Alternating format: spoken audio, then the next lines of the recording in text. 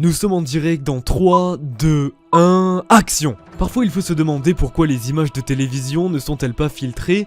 Inutile de dire que tout peut bien se passer car il y a des centaines d'autres pour qui cela finit mal. Il est alors logique pour de nombreux programmes de faire en sorte d'éviter que quelque chose d'inapproprié ne soit diffusé. Mais heureusement certains moments passent à travers les mailles du filet et c'est au grand regret du producteur mais au grand bonheur du téléspectateur. Entre la nudité et les insultes passant également par les blessures et les fails à la télévision en direct, a donné au public d'innombrables moments qui sont parfois difficiles pour tout le monde. Indépendamment de ce qui se passe, vous ne pouvez pas les aider et certains se sentent désolés pour la personne à la télévision qui souffre à travers un moment embarrassant que le monde regarde impuissant. Mais cela ne veut pas dire que ces moments ne sont pas drôles, après tout ce qui est fait est fait. Sur les milliers de moments difficiles capturés à la télévision en direct, j'ai réussi à vous trouver 5 moments qui me semblent les plus embarrassants et qui ne manqueront pas de vous laisser sans voix et peut-être même de vous faire rire. De la chute aux erreurs de texte ainsi que des problèmes vestimentaires, préparez-vous à être surpris et surtout détendez-vous, c'est parti! 5. Classé parmi les plus grands de tous les box-office étoilés, Samuel Jackson est certainement l'acteur travaillant le plus dur de tout Hollywood. Après avoir vu cette interview, vous n'allez pas le croire. D'après le circuit de presse pour Robocop, Jackson est apparu dans l'émission matinale du KTLA. Le journaliste lui a demandé s'il était heureux de travailler avec Marvel pour les Avengers, ainsi que sa réaction face à son Super Bowl commercial. Ce n'est pas grand chose, non? Eh bien ça ne l'aurait pas été si Jackson avait fait un Super Bowl commercial. Au lieu de cela, le journaliste a confondu Jackson avec Laurence Fishburne qui, comme dans l'annonce, a repris son rôle dans Matrix. Le journaliste s'est tout simplement trompé de personnalité, et il continua sans se douter de son erreur, réprimant le reporter de son erreur. Jackson a déclaré « Vous êtes le journaliste de cette station et vous ne savez même pas faire la différence entre moi et Laurence Fishburne. Il doit y avoir une ligne très courte pour votre travail. » De la raclée verbale par Jackson à la réprimade sur les réseaux, ce pauvre journaliste a définitivement été humilié. 4. Légaliser ou non, tel est le grand débat.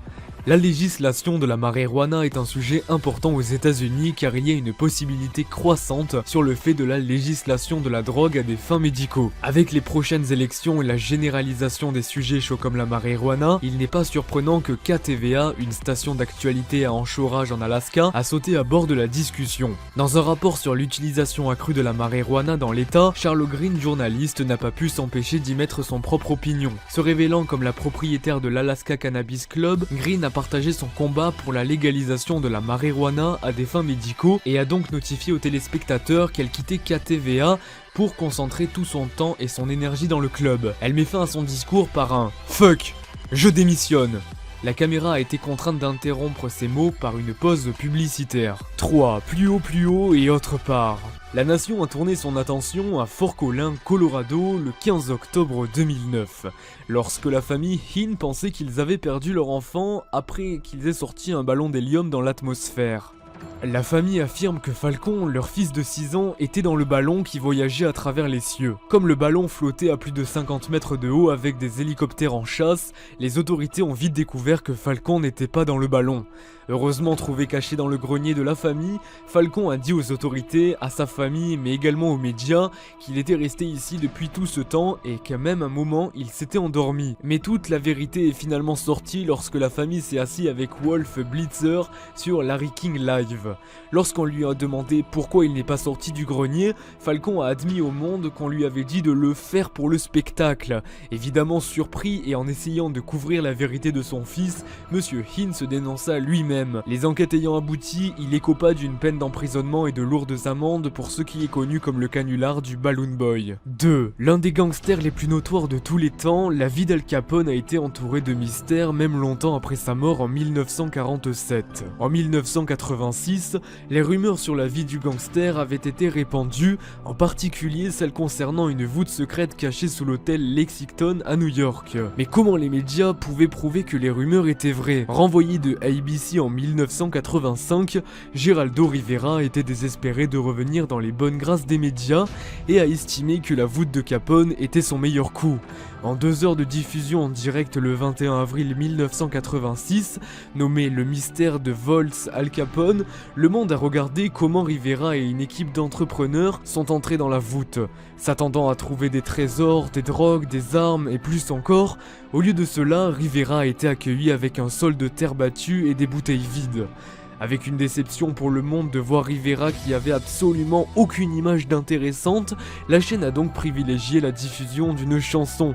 Un début spécial lui a même été consacré dans la fameuse émission Les Simpsons. 1. Un dysfonctionnement de garde-robe ou non? Chaque année, les fans attendent avec impatience de savoir qui sera la vedette du spectacle de la mi-temps au Super Bowl, et l'année 2004 s'est avérée ne pas être indifférente. Le 38e championnat était une bataille entre New England Patriots de la NFL et les Panthers de la Caroline.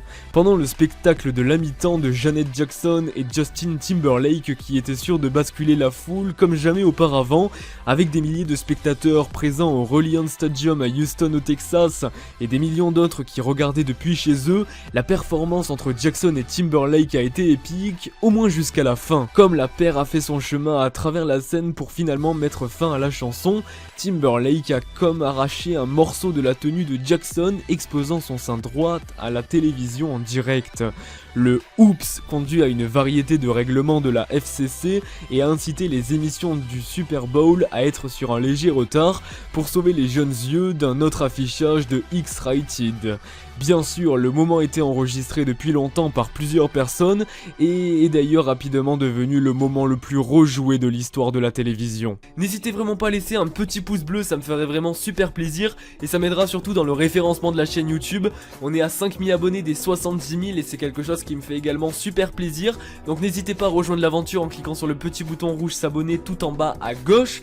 Et n'hésitez surtout pas à me proposer un nouveau top 5 dans les commentaires et je me ferai un plaisir de le réaliser, qui sera justement tous les mercredis et tous les samedis à 14 h. Et moi je vous dis à très bientôt, j'espère encore une fois que cette vidéo aura été au top. C'était Rose et ciao, bye bye tout le monde.